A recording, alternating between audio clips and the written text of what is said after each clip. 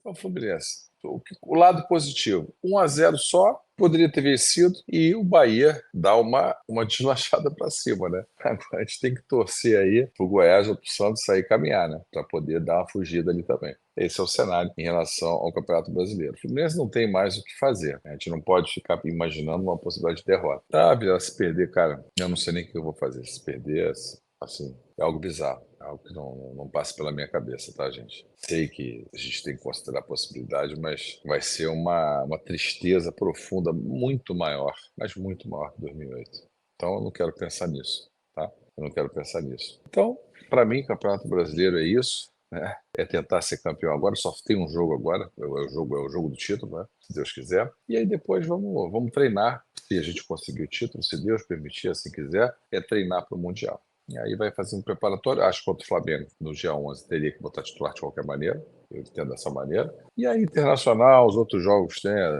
São Paulo, Palmeiras, Santos, Grêmio. Aí vai analisando, né? O cenário todo, entendeu? Não queria que o torcedor do Fluminense ficasse com baixo astral em relação à camisa, né? Em relação ao Campeonato Carioca. Gente, esqueçam isso. Esqueçam isso. Vamos, não vai cair, vai ficar meio de tabela. E o nosso foco é a Libertadores, se Deus quiser, o Mundial. Tá bom, gente? Então, não tem muito o que falar. O time reserva não vai conseguir fazer resultado para título. Se você precisasse de um time reserva para disputar, para poder ficar na parte de cima da tabela, não vai resolver o problema. Só jogou honrosamente e com dignidade. E você treina esses jogadores para aproveitarem para os jogos profissional, né? Duas bolas na travessão, duas bolas na travessão. Mas finaliza muito mal, finaliza muito pouco. O Lelê é todo atolado, o Ione Gonzalez é todo atolado. É um negócio de uma devastação descomunal. Essa situação do prefeito nitidamente demonstra falta de caráter, né? Demonstra falta de caráter por parte dele de fazer isso, ter essa postura com o Fluminense, ter um tratamento com o clube do Rio, né? Ele é Vasco, fica toda hora repetindo essa chatura que é Vasco, fazendo piadinha sem graça, insosso, né?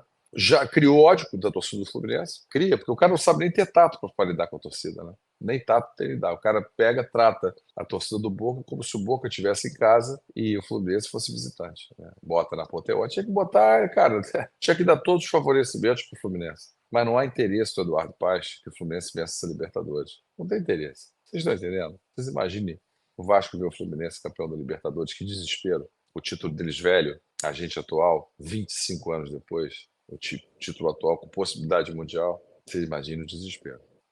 Comebol, por outro lado, também tem a sua preocupação, porque o time brasileiro campeão toda hora, é um desespero danado. Boca tem tempo que não ganha, apesar de já ter seis, que eu acho bizarro, seis títulos para um clube, né, que tem um cenário de racismo extremamente grande do país, né? Então não é o Boca, é o país, é assim, o argentino é assim. E aí o prefeito vai, a polícia vai, que a meu ver parece que a polícia tem medo do que vai acontecer, não quer deixar o túnel. Se a pessoa quiser ir atravessar o túnel andando, vai atravessar, só vai atravessar. Se a torcida quiser realmente se reunir, ela vai se reunir e ninguém vai segurar. É simples assim.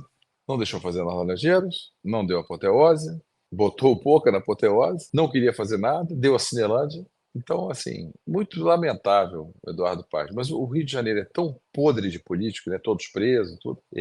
Os governadores, é uma devastação total, né? Não se consegue contornar isso. O Caiado não conseguiu contornar. Fez ali que apareceu naquele vídeo, mas para mim aquilo ali é derrota, pelo que aconteceu, é derrota. Tinha que ser na apoteose para o Fluminense. O Boca tinha que ir para outro lugar, não interessa, tinha que ir para outro lugar.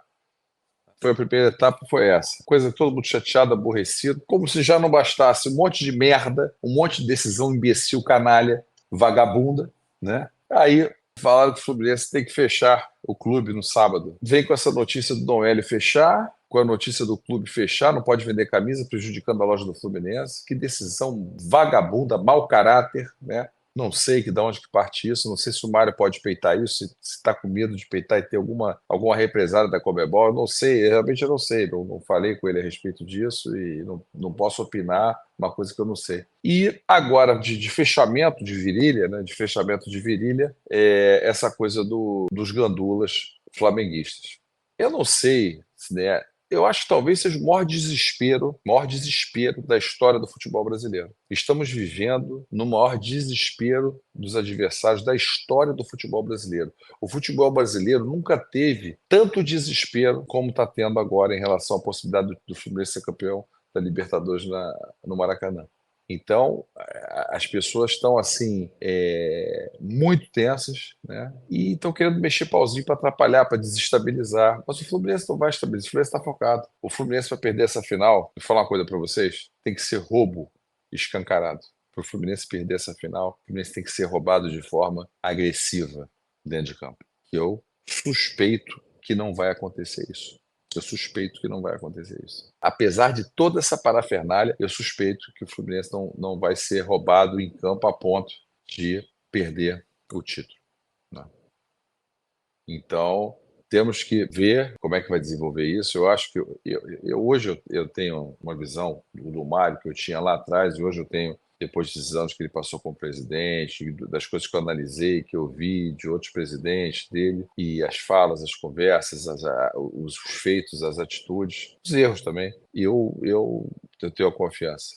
Eu tenho uma confiança nele à frente do Fluminense em questão de preocupação, articulação e estar à frente das questões. Eu tenho confiança que ele vai fazer o melhor, que a gente não teria outro para fazer melhor. Então hoje eu tenho essa convicção. Hoje eu tenho essa convicção. Nós não teríamos hoje uma pessoa para estar no cargo dele fazendo um trabalho melhor que o dele. Hoje eu tenho certeza disso. Eu afirmo isso.